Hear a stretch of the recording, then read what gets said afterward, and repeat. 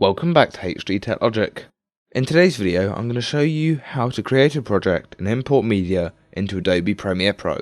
Let's get started. To create a project in Adobe Premiere Pro, open the program.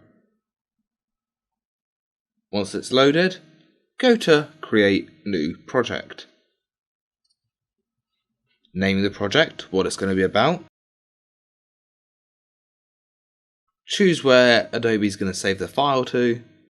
And if you're a starter or beginner to Adobe Premiere, this stuff will not be too important for you at the moment.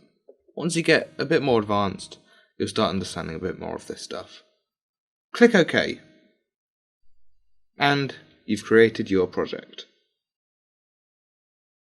To import media on your Adobe Premiere Pro project, get the folder that you're going to have the media in, click on the file and drag it in to the box, and it will import the file. The other way that you can import the media is by going to the media browser and finding the directories here. Once you've done that, drag this over here onto the timeline and it will create the sequence for you. More on the timeline in the next video. And that was the video. Hope that you found it useful. If you did, do please consider subscribing to the HDTechLogic YouTube channel. If you have any queries, leave them in the comments below.